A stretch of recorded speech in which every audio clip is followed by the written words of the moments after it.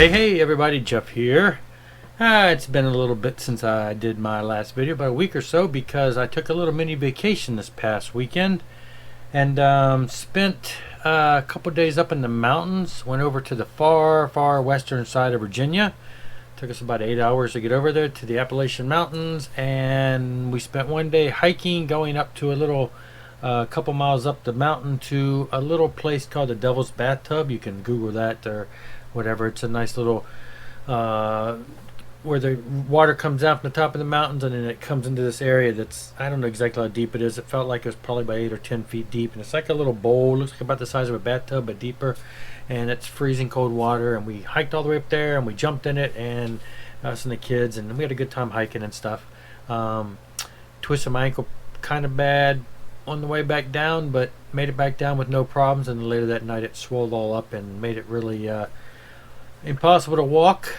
But then the very next day, when we were going out on a geocaching event, which is the whole purpose of going to this part of town, I really feared the night before, when my foot was so bad, I really feared that the whole purpose of our trip for the geocaching event was going to be canceled for me because I could not walk.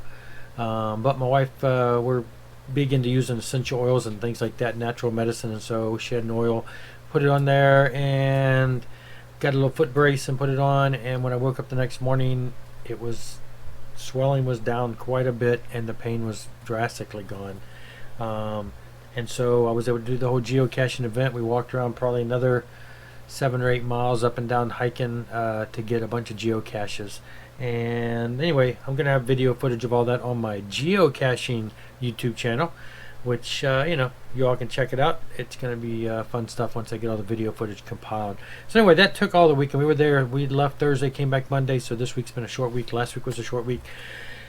I got home and there is some music and stuff, so that's why I'm here. I figured let's do another video. Anyway, so before I get started with the music that has come in, let's talk graphic novels. Now, I don't usually have these on my channel. I had mentioned at one point whether I should go back, and I don't do a lot of modern day comic collecting, but I have a bunch of comics that I had as a child. I'm big into comics, still have mine. I've bought some newer ones in the past 10 years, some series like the Age of Ultron when it came out, and some very Nova, things like that. There's some certain heroes that I buy that I like, but I don't go to the comic store as much as I probably would like. I have too many things I'm collecting. But I got some graphic novels in, and here's why. First off, The Last Temptation by Alice Cooper. Now, this has been out for a while. This is his 1994 album. Came out with the comic book. There was ended up being, I think, what was it? Excuse me. There was 3 comics, I believe. Anyway, this is a hardback special edition. I'm thinking this is not drastically old. It seems like this was like a re-release, but I can't remember what the year is on this. Yeah, Last Temptation 20th Anniversary Edition. So this is a older, a more recent book, but it has all of the 3 original comics plus a bunch of background information and sketches and stuff, and story behind the story. Anyway, read this on the trip when we were driving, and gave me a much better appreciation of the album and the concepts and the songs. I had read obviously the comic that came with the album or the CD back in the day, but I don't think I'd ever acquired all 3 of them. So this was cool to have. Got this on Amazon. This is like a $39. Got it for $7 on Amazon. So I guess it's a couple years old now, but I couldn't pass it up for $7. This just came in the mail the other day, actually when I was gone, so this is brand new. I believe it came out last week. This is the new graphic novel from the band Skillet. Now, Skillet just released a new album, and they're one of my favorite modern, heavy, hard rockin' Christian bands. You probably hear them on the radio too. They've done some crossover material, and this, I interviewed the singer for Skillet a couple of months ago, and we also talked about this forthcoming album, graphic novel. and how it came to be. I read about half of it today so far, and I'm enjoying it. I want to get into the rest of it. So anyway, a couple new graphic novels. Now, here is, maybe I'm behind on the game. I don't know. I don't seek these and never could usually afford them, but this is the first Japanese vinyl that I believe I've ever owned intentionally. Black and Blue, first Black and Blue album. Still one of my favorite from the 80s days. And of course, if you totally are unaware, you can't see him here, but guitar player is Tommy Thayer, who is in Kiss now. I believe, I want to say Gene Simmons discovered these guys back in the day, which is why there's a connection. But anyway, got this from Sean Weingartner. He does videos. I'm sure you probably have checked his channel out too. He was selling it on one of the Facebook groups. The price was right for me. I thought I'd grab it. I wanted to get this on vinyl anyway, but to get a Japanese version at a decent price, I jumped on it. I have played it. It sounds really good. I can't say whether or not if I had another version, if I compared them, if there's a drastic noticeable difference, but I was happy with it. And it's got all this strip and everything. It's got a poster. Comes with the poster. Nice full-size poster. It folds out of the band and everything. So quite a deal, quite a bargain for the price I got it for, so I was really excited. So there it is, my first Japanese vinyl. Now, this came in a couple days ago. This is I want to say this is more or less a grail. Kind of hard to find, but not too terribly expensive when you find it. But had to get it from overseas, so you're paying shipping. I don't even know if it even really came out in America. It's on Metal Blade, but anyway, I've had the CD since forever. The Awful Truth. Now, who are the Awful Truth? If you don't know who the Awful Truth is, I'm going to tell you the Awful Truth about the Awful Truth. Awful Truth is Monty Colvin and Alan Doss. They are two of the members of one of my other favorite bands. There they are there. They went on after this to help with the foundation of the Galactic Cowboys. That's some band that I want some vinyl of there, especially their first album. Another one that's really hard to find. This is the album before that two of the guys were on with a different singer guitar player. Not drastically too much of a difference, style wise. It's kind of got that groove metal feel, hard rockish. I don't know what it is, but I love it. I love it, love it, love it. Saw a copy of this on Discogs for golly jeepers, I want to say it was under $10, but of course it was from overseas. I think I ended up paying a total of like $20 to get it from. This is a France edition. I got it from somewhere over there from somebody in a other country. But this came in marked as near mint, and it is just, I don't know. Did anybody ever play this? I don't know. I did, and it sounds amazing. I love it, love it, love it. Awful Truth. If you're that kind of a fan, look them up, YouTube it, whatever. If you like the Galactic Cowboys, if you like King's X, it's along that line. Another Texas band, and again, I just have loved this album for decades, and I'm so thrilled to have such a nice near mint condition on vinyl. So that was like, I would have to say that's the highlight of my week, was having that come in. Okay, a couple other things. Saxon Crusader, found this on a good price. This is the original 84 release.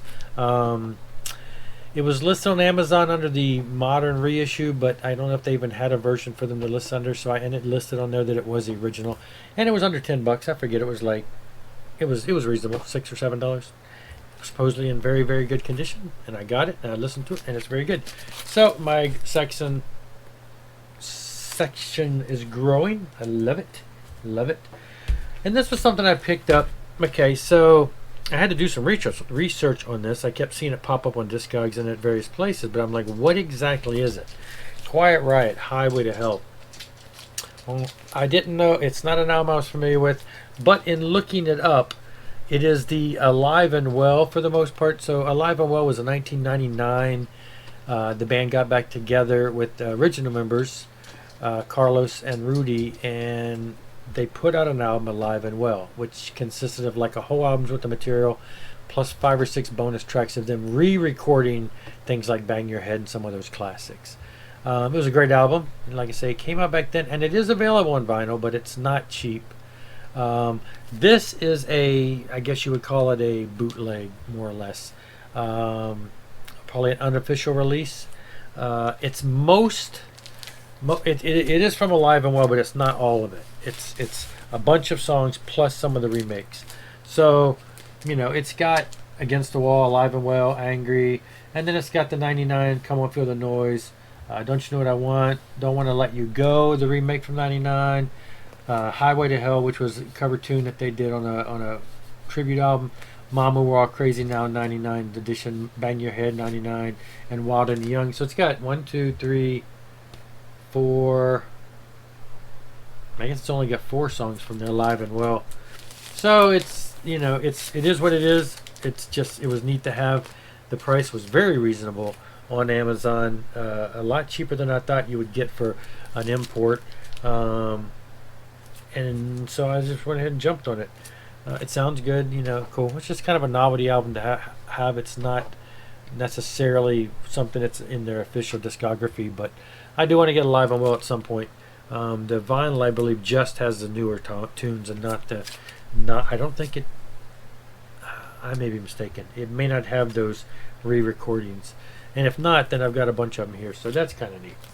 And while I was on a Quiet Riot kick, I picked up this Quiet Riot CD, 2 live Biscuits, 2 recorded shows from the radio back in the day, King Biscuit Flower Hour from '83 and '84. It's a 2-disc set. It also is another unauthorized type release. Seems like I don't even know if Discogs, is this one of the ones that Discogs wouldn't let you resell? Anyway, I got it because I thought it'd be cool to have these old shows, and then I got it and compared it, and the '83 show from here has already been released as the extended, what's it called, that it was a release on those extended releases, the white ones. They do it for all the bands. It's live shows, but it was released as that a few years back. But the '84 show I didn't seem to have a copy of, so that was cool. So now I have 2 copies of the '83 show. I have a couple different '83 shows, so, and it's funny because most of the set lists are the same, but I did compare with the other recordings I had, like that the US Festival that came out, and there was another one I got for '83, and I compared them on. This was different, except for the fact that it's the same as that one other CD. Now, and then this came in today. This I don't know how this happened. This was an amazing deal. Okay, so Whitesnake Unzipped. There is this double vinyl edition, and it's the first album is an acoustic, and the second album is a remix of that acoustic, Starkers in Tokyo. It's been out for years. It was an album that came out years ago with the 2 of them. They're doing acoustic shows. David Coverdale and Vandenberg guy, and then this new one is, I guess, just him. So you got one album that's fairly new of acoustic, and then one that's a reissue of the old stuff. Now there is also, along with the release of this, was a release of I want to say like a 5-disc CD version, and I have a digital copy of that. It's just a lot of mixes and rough mixes and all kinds of stuff. But anyway, the vinyl is 2, and this came in today. Now let me tell you, I got the hype sticker. Here's the deal. This came up, as I've mentioned in my videos before. I have a thing that monitors my wish list on Amazon. Tells me when the prices get to a point where I've set. So I'm like, I want this album when it gets below $15, $20, whatever you set it for. Well, this popped up last week on Amazon for $6.50. And it was listed as used, but in like new condition, $6.50. And so even with the $3.99 shipping for a third-party vendor, $10, roughly $10 for a double. But this just came out last year. This is a new release, 2 LP, $10. I'm like, I'm gonna get it. Used like new. Okay, no description as to what that means. It just means it's used like new. Came in the mail today, still sealed. What's used about it? Totally still sealed. Hype sticker, everything, totally still sealed. No bangs, no dents, no scratches, no nothing. So I don't know what used like new means when this is new. And I got it for $10. So that's Sterling. I do need to get their newest album, which is a studio album. But for now, this will suffice. You know, I want to beef up my Whitesnake collection. I'm a big fan. And this, for $10, can't beat it. Anyway, that is all of the latest that has come in since my last video.